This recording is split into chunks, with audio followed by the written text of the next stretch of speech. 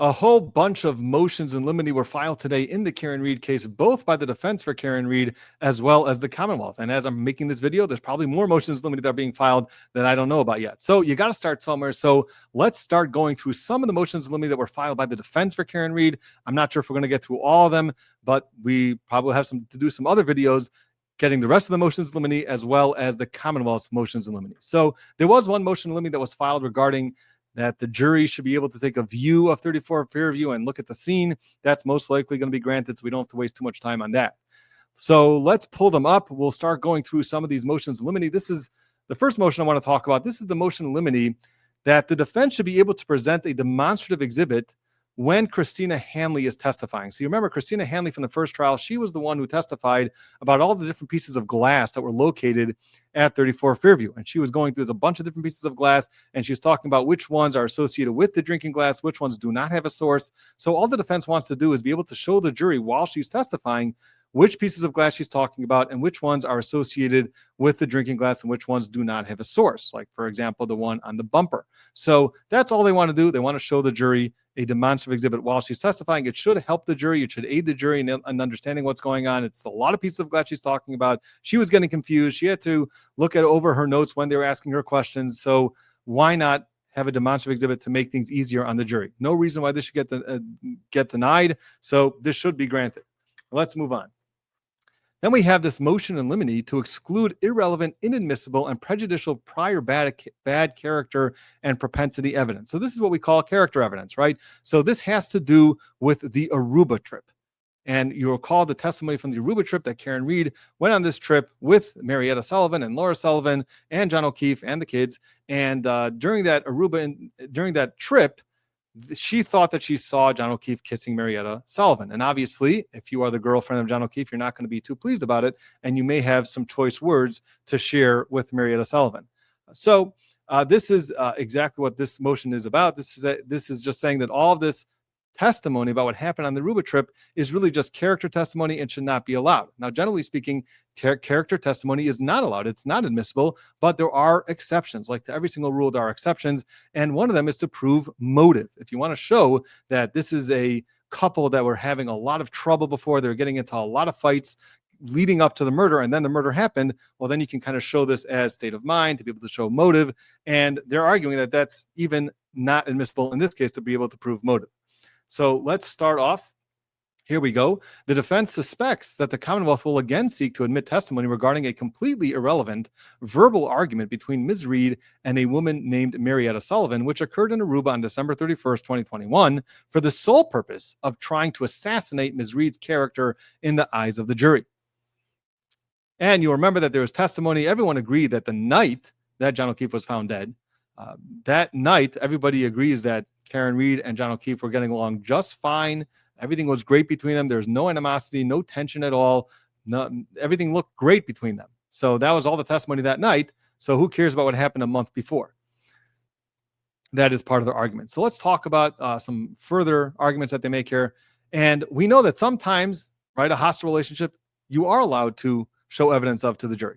So similarly, although evidence of a hostile relationship between a defendant and his spouse may be admitted as relevant to a defendant's motive to kill the victim, such evidence should not be admitted if it relates to events which occurred at a time too remote from the killing. So if something happened 3 years ago, there was a fight between two spouses, and then later, 2 years later, one of them ends up dead, you can't bring in testimony evidence of that, right? So one argument here is that it's just simply too remote in time. Now, it was not so remote. This is only a month before, so we'll see what they do with this argument.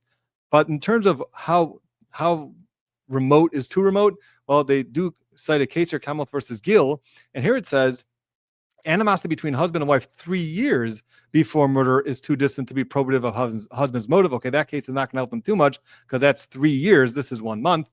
Continuing evidence of defendant's husband's adulterous relationship, which terminated 7 months before wife's death, is not probative of motive to murder. So there was 7 months. Okay, you're getting a little bit closer, but still not within a month. And what are you going to do about that? So this is what they argue when it comes to the remoteness. Temporal remoteness is not an exercise in line drawing. And it's not necessarily all have to do with how close this specific incident was with the murder. Rather, a review in court focuses on the logical relationship between the prior bad act evidence and the crime charged. So it's not just about times, it's not just about remoteness, it's more about the logical relationship between an incident that happened and then connecting that to the murder. So continuing on further. There was zero physical violence here, no threats of violence, no police involvement necessary, and absolutely no history of violence in Ms. Reed and Mr. O'Keefe's relationship. So if you take a look at everything, there's no physical violence that this incident in Aruba caused. There's no threats of violence. There's no police involvement. There was nothing. It was just a girlfriend getting upset that she thought that she saw her boyfriend kissing another girl. Obviously, that is understandable. So they're arguing that there's no logical relationship, even though it may have happened only a month before, but there's no logical relationship between what happened there in Aruba and a month later when everybody said they were getting along just fine. Now, of course, we do know that there's some text messages before and there were some voicemails. So then this is what Lally argued last trial, and that really is going to connect everything. So, but this is what the defense is arguing here. Now, continuing on, they talk about Laura Sullivan specifically. Now, remember, this incident happened between Marietta Sullivan and John O'Keefe. So why is Laura Sullivan testifying? Well, here, this is what they talk about. This is what they argue. Here, testimony by Laura Sullivan regarding the irrelevant and inherently prejudicial Aruba incident must be excluded because this witness has nothing to testify about other than inadmissible hearsay and prejudicial character evidence. Indeed, during the 2024 trial proceedings, the Commonwealth chose to put Laura Sullivan on the stand to testify about an incident that she did not witness in Aruba. So she had no personal knowledge about this. On December 31st, 2021, involving Ms. Reed, Mr. O'Keefe, and her sister Marietta Sullivan. Laura Sullivan was also permitted to testify about her completely irrelevant negative impressions of Karen during the planning of the Aruba trip.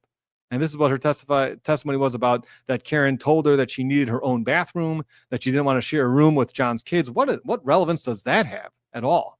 The Commonwealth then elicited additional inadmissible and prejudicial hearsay testimony from Laura, who told the jury that Mr. O'Keefe told her that Karen is crazy during a later conversation on the night of December 31st, 2021, and that on January 2nd, 2022, John insinuated that he was unhappy in the relationship. So number one, it's hearsay from John O'Keefe, that whatever John told Laura, that's hearsay. And then you also have that John insinuated to her that he was unhappy in the relationship. Now, where was that? If you take a look at that footnote 2, so it goes to here. Note, this unhappiness was allegedly communicated non-verbally and solely via Mr. O'Keefe's body language, namely a shrug and an eye roll. Not only is this inadmissible hearsay, but it's an interpretation of a gesture, not an assertion of actual words that Mr. O'Keefe said to Laura, and thus calls for speculation. So here, forget about hearsay. This is just rank speculation that Laura is speculating what John O'Keefe meant by a shrug and an eye roll. So that's to compound the hearsay problem. So therefore, they're arguing at the very least, Laura Sullivan should not be allowed to if she's going to testify, her testimony should be extremely limited, not to be able to say what Karen Reed's preference was in terms of having her own bathroom or whether she stays in a room with the kids. What does that have to do with the case? So this is their motion. Now, I will tell you, my take on this is that Judge Cannoni is not going to grant this motion. She is going to allow the Aruba incident to come in. So most likely that's going to be the ruling on this. So most likely this is going to be a loser. Let's move on to the next motion. This is a motion in limine to exclude certain witnesses before and after testimony. So listen to this. Now comes the defendant, Karen Reed, and respectfully moves this honorable court in limine to exclude certain witnesses from the courtroom before and after the testimony at trial in this matter. So this is based on the sequestration of witnesses rule. And they quote the rule here. Okay, let's move on to what they're arguing here. Ms. Reed specifically requests that the court exercise its broad discretion to exclude Brian Albert, Nicole Albert, Colin Albert, Julie Albert, Chris Albert, Jennifer McCabe, and Matthew McCabe, and Brian Higgins from the courtroom before and after the testimony at trial. Now, why is that? As this court likely recalls, after they testified, members of the Albert and McCabe families proceeded to sit in the gallery with the O'Keefe family, facing the jury sporadically throughout the remainder of the trial, including closing arguments. Following trial, a juror reported to Vanity Fair magazine that he or she felt it was utterly inappropriate that the Albert and McCabe families were able to stare down the jury from their position in the courtroom gallery. So they felt, some of the jurors, at least one of the jurors was reporting, that they felt that that was inappropriate. All this staring down. Now, what's the issue with staring down a jury?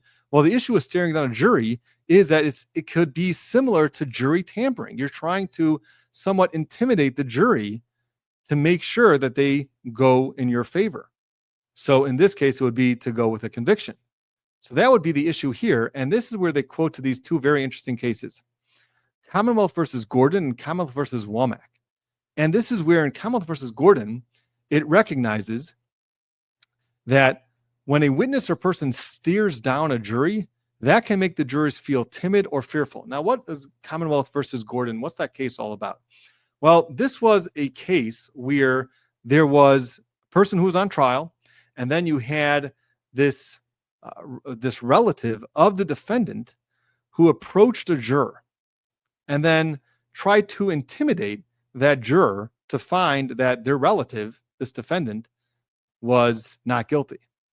Okay, so it talks about this person went over, he approached this juror and started talking with this juror, and then this person was then charged with the crime, trying to intimidate a juror.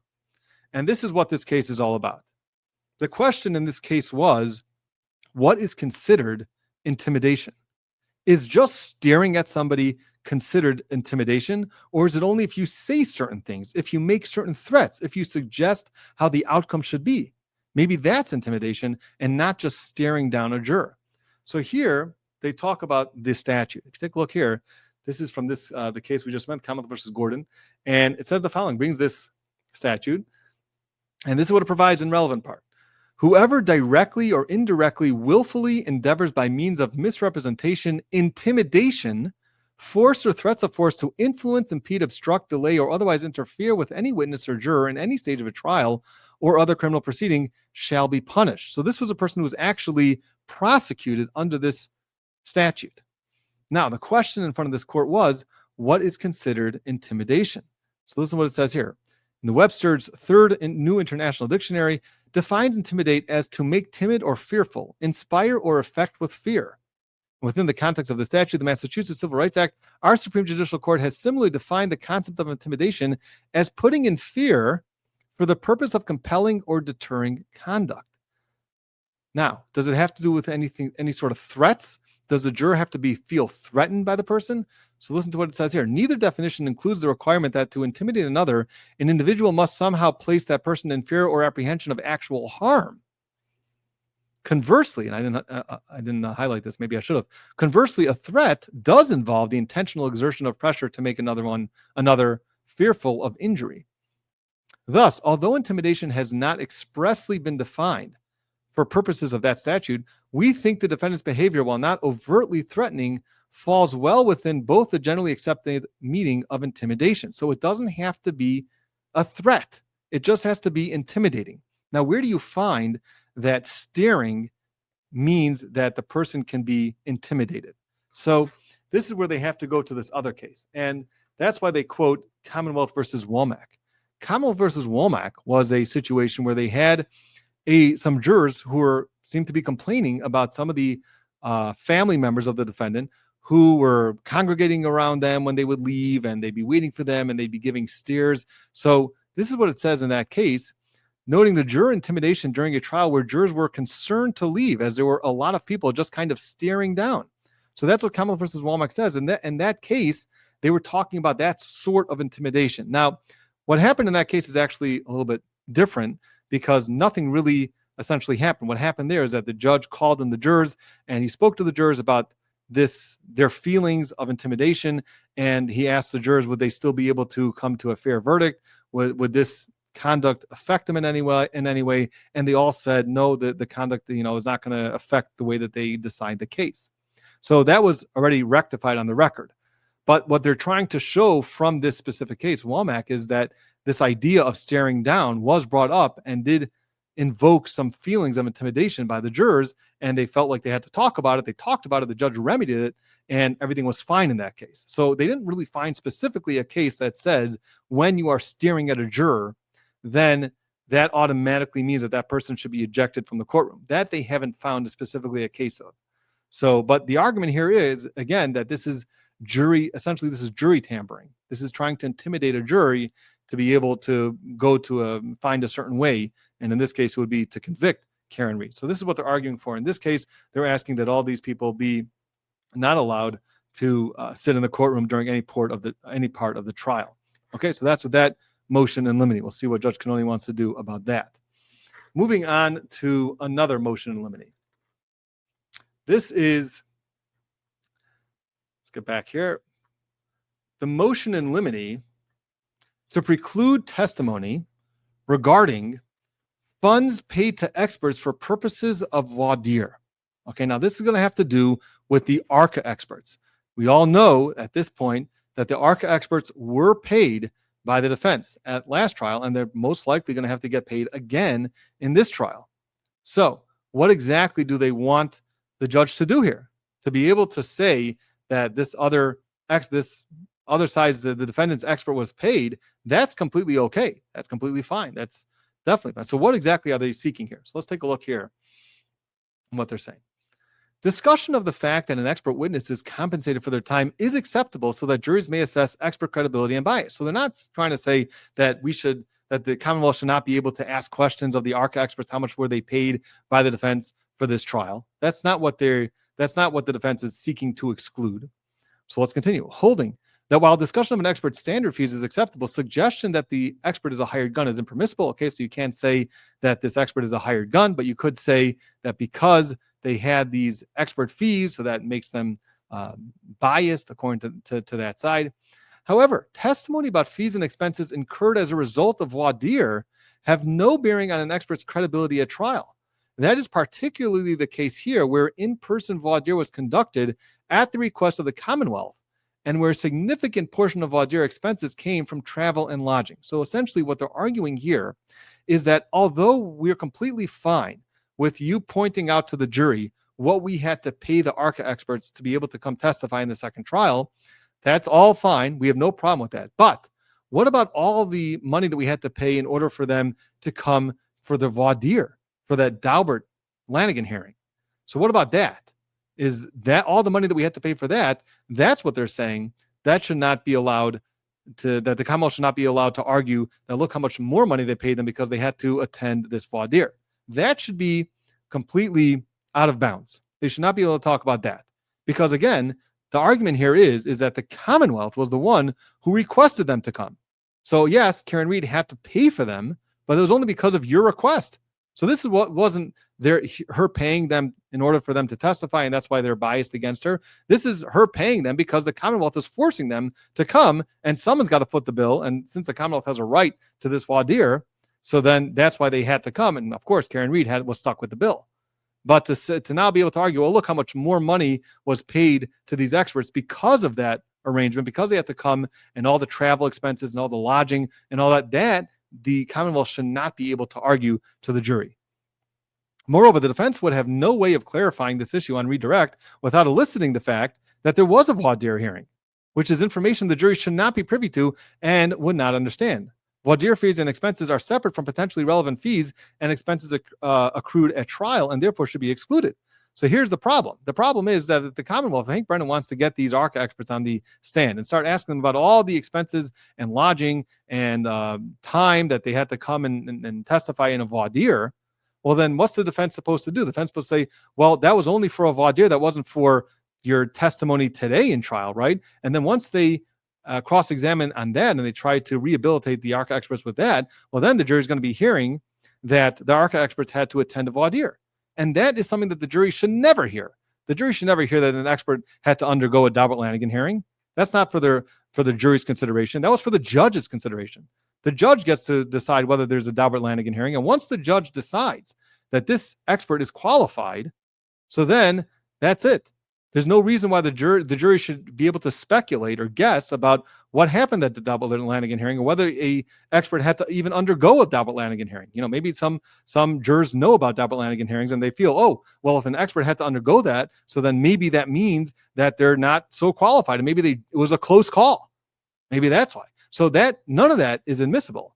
None of that should ever come into a trial. And here's the problem. If the Commonwealth is going to bring up all this information about how much they got paid to come in for the voir dire and their travel and lodging expenses for the voir dire, well, then the voir dire is going to come out. And that is absolutely impermissible for it to be sent to the jury, but for them to consider that information. So this is actually a very good point that they're making here, that those expenses should not be allowed to be disclosed to the jury. And therefore, yes, you want to talk about how much we're paying them for the actual trial, no problem. But to anything beyond that, that should be out. Okay, let's move on to the next motion. Here's a motion, and this is for the defendant Karen Reed's motion for attorney-conducted panel voir dire. Now, we spoke a lot about jury selection. I always like to talk about jury selection, how important it is jury selection, and this is where the defense attorneys for Karen Reed want to be able to conduct the voir dire themselves. Okay, they don't want the Judge Cannoni, to conduct voir dire. Usually what happens is the judge asks some preliminary questions and then turns it over to the prosecutor and then turns it over to the defense. They can ask their questions. So they just want the opportunity to ask questions themselves to the jury. And I think I also saw the Commonwealth also file a very similar motion in limine that they should also be able to talk to the jury. I mean, this is what all lawyers want. All lawyers want to be able to talk to the jury themselves and to the potential jurors and see which jurors would connect with them better or things like that. So let's see what they say. Let me just blow it up a little bit more. Okay. Ms. Reed requests that defense counsel be permitted to conduct panel voir dire of the jury veneer on the following subjects: whether previous experiences with the jury system or criminal legal system, characteristics of the case, including the media attention or personal characteristics or concerns of the prospective jurors, would impair their ability to be impartial. So that's number one. They want to know about that. Any previous experience with the jury system or the criminal justice system or anything that has to do with this case, would that impair your ability? The fact that there's media attention, the fact that we're all going to be talking about the case, maybe jurors don't want to be involved with that. Is that going to be any sort of concern for them? And it would impair their ability to be impartial. That's a decent question. Number two, whether prospective jurors are biased in favor of law enforcement or have law enforcement related knowledge. I think also here should be included if they have any relatives or friends who are in law enforcement. That should also be a fair question to ask. They didn't put it in there. I'm not sure why. Continuing, whether prospective jurors hold strong personal beliefs about operating a vehicle under the influence of alcohol. Whether prospective jurors have been involved in or have close friends or family members who have been involved in domestic violence relationships. Whether prospective jurors or anyone close to them have been involved in a motor vehicle crash. Whether prospective jurors have been the victim of any violent crimes, similar to what we said earlier. And whether prospective jurors understand and can be impartial in light of the procedural protections afforded to defendants in criminal trials. So very broad questions that they just want to ask the jurors, and that's it. So a lot of times when the judge will require and sometimes we do this on our own, to require, we'll submit a whole list of questions, a whole outline of questions, which I feel are appropriate to ask the potential jurors. But these are some broad categories. I think that there should also be some questions here about if they understand the legal standard of beyond a reasonable doubt. That's a very important part. Also, if the potential for partial verdicts, maybe that should also be addressed with the jury. So, I mean, there can be a whole bunch of more questions, but maybe they're just trying to, keep it very simple and broad so that Judge Cannoni will allow them to do it. Ms. Reed reserves the right to ask reasonable follow-up questions. And obviously, if there's some follow-up questions, so then they should be able to ask some follow-up questions. And when it gets into the actual law on this, so this is what it says here. The Massachusetts Supreme Judicial Court has interpreted this most recent version of the statute as creating a right to attorney-conducted voir dire, and accordingly has expressly stated that trial judges must permit attorney-conducted voir dire upon request. So actually, the case law in Massachusetts says specifically that the judge must permit attorney-conducted voir dire. So it doesn't even seem from the case law that Judge Cannoni even has a choice, as long as the request was made timely, which they say was made timely. So then they should be able, the judge must grant this motion, essentially what they're arguing here. And the only limitation is the following: the court may impose reasonable limitations upon the questions and the time allowed during such examination, including but not limited to requiring pre-approval of the question. So the judge could say, okay, no problem, but you have to submit all of the questions that you want to ask this jury. Which, of course, no lawyer wants to do that, because you want to have some leeway to be able to get into some other areas and maybe, plant some seeds. But if Judge Cannoni would say, okay, you can go ahead and submit all the questions, and I'm going to decide whether they're appropriate or not. That is something that she could do, or some other reasonable limitations. She is allowed to limit the scope of what they're allowed to ask. So they're much more limited in that way. So there is a number of questions that the attorneys are not allowed to ask, which is, I thought, interesting also. There's specifically in the Rule 6.3F of the Rules of the Superior Court, it does preclude certain questions. If you take a look at the footnote 2, it talks about what some of those questions are. Questions framed in terms of how the jury would decide this case. You can't ask those type of questions, including hypotheticals that are close specific to the facts of this case. So, like, for example, if you would say, Mr. Smith, let me give you a hypothetical. Let's say you had a friend of yours who was driving a car one night and dropped off at their friend at a house and didn't come out, and then you waited. Would you leave some voicemails on the? You can't ask hypotheticals that are very, very closely related to the facts of this case. Number 2, questions that seek to commit jurors to a result, including without limitation, questions about what evidence would cause the jurors to find for the attorney's client of the party. Like, if I would show you DNA evidence of John O'Keefe's hair on the bumper of the car, what would your verdict be in that situation? You're not allowed to do that either. Questions having no substantial purpose other than to argue an attorney's or party's case or indoctrinate any jurors. Questions about the outcome in prior cases where the person has served as a juror, including the prior votes of the juror or the verdict of the entire jury. So you can't say, hey, you were in were you ever a juror in another case? Yes. Oh, was it a criminal case? Yeah. Well, did you acquit, or did you find that person was guilty, or did you acquit them? That you can ask. Questions in the presence of other jurors that specifically reference what is written on a particular juror's confidential juror questionnaire. So those are the questions that are off limits, which are pretty basically understood. And so that's what this motion is all about. And therefore they feel that they should be able to ask the juror questions themselves. Okay, so a reasonable request. I think the Commonwealth also filed a similar motion, so this most likely will get granted as well. Moving on. Here we have a motion. Let me just blow this up again. I'm sorry for that. Defendant's motion for order prohibiting the Commonwealth and its agents from speaking with or having contact with any witnesses once they have taken the stand. So here they're contemplating a situation which happened in last trial. And that was, let me see if I actually highlighted it. If I didn't, I'll just tell it to you. Yeah. So this is what happened here is, it's not that long, so we can just go through it. During Ms. Reed's first trial, the defense learned that the Commonwealth was having improper conversations with witnesses while they were in the middle of their testimony. For example, on cross-examination, Brian Albert indicated that he had spoken with Assistant District Attorney Adam Lally over the lunch hour while the court was in recess during the middle of his testimony. When asked what they had discussed, he initially denied speaking about the substance of his testimony, but then later admitted that ADA Lally had discussed some of the topics he wanted to ask him on redirect. He maybe, and this is a quote from the transcript, he maybe mentioned one thing he may ask me, just he was going to ask about what happened at the house in the morning. Some of the questions on redirect, that's all. As grounds for this motion, Ms. Reed states that the court has discretion to prohibit communication between witnesses and attorneys or third parties. And there they quote the case of Perry versus Leak. Now, Perry versus Leak actually had to do with a defendant who was on the stand. And then between the defendants, while the defendant was on the stand, they took a 15-minute recess and he wanted to be able to talk to his attorneys. And that was the question, whether if he's not able to talk to his attorneys, does that mean that he did not have effective assistance of counsel? So really not directly on point, but it still does kind of talk about, and there are some quotations here which was helpful.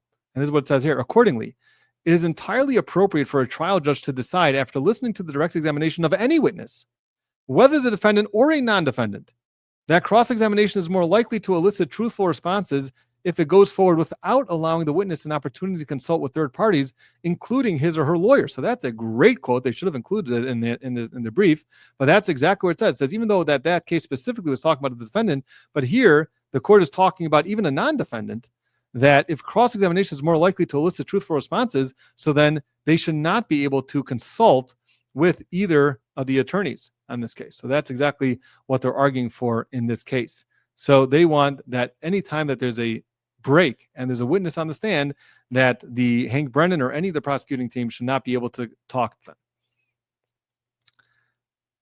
Okay. Well, I guess that's going to be it for now. I got to look at some of these other motions that are coming in, but some interesting stuff. We'll see what Judge Cannone does about some of these issues. And that's going to be it for now. So I'm going to be looking at some of these other motions in limine. We'll see what the Commonwealth filed, and we'll do another video on that. So that's going to be it for now. If you haven't, please subscribe, like, and we will see you next time.